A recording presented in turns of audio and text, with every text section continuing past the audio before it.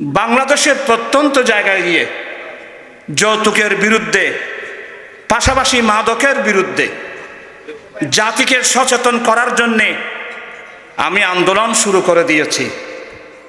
বিগত সরকারের আমলে কয়েকজন মন্ত্রীকে আমি প্রধান অতিথি করে এনেছি। লালদিঘির পারে, জমিয়তুল ফালাহ, প্রেস ক্লাবে অনেক মন্ত্রীকে নিয়ে এসেছি।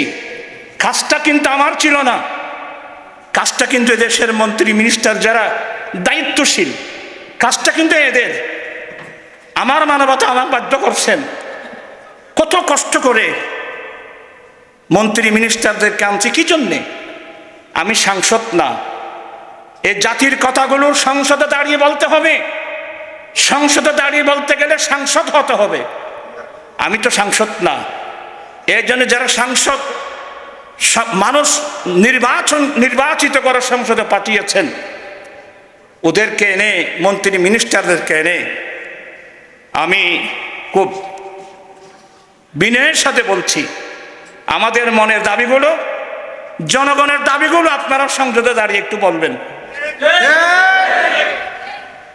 যৌতুক বিরোধী আইনের প্রয়োগ চাই, যৌতুক মুক্ত সমাজ চাই। বড় সুখবর রয়েছে, এই অল্প দিন হলো বাংলাদেশের সংসদে বর্তমান সরকার যারা যৌতুকের বিরুদ্ধে, যারা যৌতুক নেবে, যৌতুকের বিরুদ্ধে, মাদকের বিরুদ্ধে সর্বোচ্চ শাস্তি মৃত্যুদণ্ডের আইন পাশ করা হয়েছে।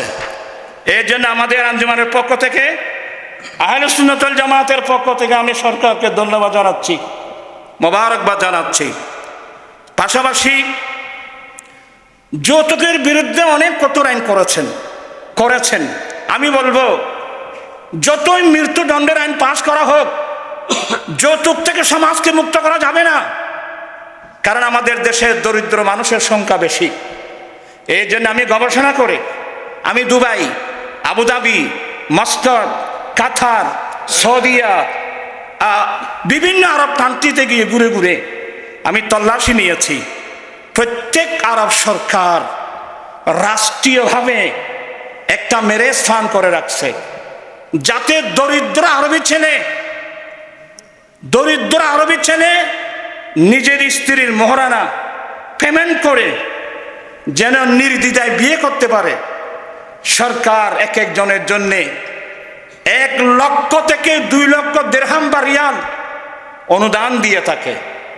এই জন্য আমি বাংলাদেশ সরকার কাছে বারবার অনুরোধ জানিয়েছি, আমাদের দেশেও এই ধরনের যদি একটা উদ্যোগ নেওয়া হয়, একটা বিবাহ তহবিল গঠন করা হয় রাষ্ট্রীয়ভাবে। আমি আজকেও মন্ত্রী মহোদয়ের, প্রতিমন্ত্রী মহোদয়ের আমি দৃষ্টি আকর্ষণ করছি, এমপি মহোদয় সহ সরকারের নেতৃবৃন্দ যারা আসছেন, আমি আপনাদের দৃষ্টি আকর্ষণ করছি, আপনাদের মাধ্যমে বিগত 17 বছরের দুঃখ যেন আমি আপনাদের মাধ্যমে আমরা যেন ভুলে যেতে চাই, জনগণ যেন এসব বলতে চায়। একটা আইন করা হোক। আমাদের রাজবিয়া নুরিয়া কমিটির পক্ষ থেকে ফেডের মধ্যে করে 15টা প্রস্তাবনা পেশ করা হয়েছে।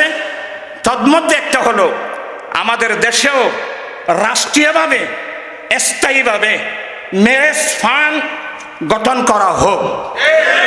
সেই ম্যারেজ ফান্ড থেকে ওই গরিব ছেলেকে তার বিয়ের পূর্বে 5 বছর মেয়াদের জন্যে বিনা সুদে 2 লক্ষ টাকার একটা ঋণ দেওয়ার ব্যবস্থা করা হোক। এবং আলহামদুলিল্লাহ, আপনারা খুশি হবেন, এ পর্যন্ত গুনাহগারের মাহফিলে দাঁড়িয়ে দাঁড়িয়ে হাত উঠায় এ পর্যন্ত 10,000-এর ঊর্ধ্বে মানুষ যৌতুকবিহীন বিয়ে করেছে। আরো হাজার হাজার মানুষ যৌতুক ছাড়া বিয়ে করার শপথ নিয়েছেন। আমি আর কথা বাড়াচ্ছি না। আর মাদক এটা এমন ভাবে সমাজের ঘরে ঘরে ঢুকে গেছে। হ্যাঁ, এর পাশাপাশি আমি অনেক মনে দুঃখ করে বলছি, এখন থেকে 3 বছর আগে আমি দিল্লি অ্যাপোলো হসপিটাল থেকে দুবাই হয়ে কাতার গেলাম। ফেসবুকে দেখলাম এই হাটহাজারীর এক জায়গায় একটা মেয়ে বিয়ে দিয়েছে নতুনভাবে। এই কোরবানের সময় মেয়ের বাবা কষ্ট করে একটা বিয়ের বাড়িতে ছাগল পাঠিয়েছে। এই জালেম পাষাণ্ড স্বামী, তোমার বাবা আমাকে অসম্মান করেছে, গরু না পাঠিয়ে কেন ছাগল পাঠালো? মারতে মারতে মারতে মারতে মেয়েটাকে সাম মেরে ফেলছে। আমরা আমাদের সমাজ, আমি তো যত আইয়ামের জাহেলিয়া ছেড়ে যাচ্ছে। আমি বেশি কথা বলছি না।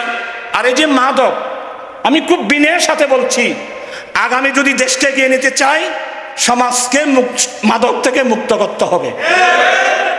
এই যে ঐশী নামক একটা মেয়ে, পুলিশ সুপারের মেয়ে, মা বাবা দুজনকে জবাই করে দিল।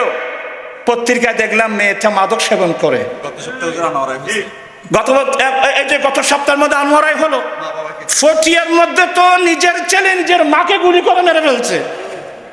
এই মুহূর্তের মধ্যে আমি আজকের প্রধান অতিথি মহোদয়, বিশেষ অতিথি মহোদয় সহ সরকারের সাথে যারা সংশ্লিষ্ট আপনারা আছেন, আপনাদের সুযোগ আছে। আপনারা যদি এই মুহূর্তের মধ্যে এই দেশকে যৌতুক থেকে, মাদক থেকে, পাশাপাশি এখন শুরু হয়ে গেল দর্শন, জেনা ব্যভিচার, এগুলো থেকে যদি মুক্ত করতে হয়, কঠোর আইন পাস করতে হবে। পাশাপাশি আইনগুলো সমাজের মধ্যে সঠিকভাবে যদি প্রয়োগ করা যায়, পাশাপাশি আমরাও সহযোগিতা করব, জনগণও সহযোগিতা করবে।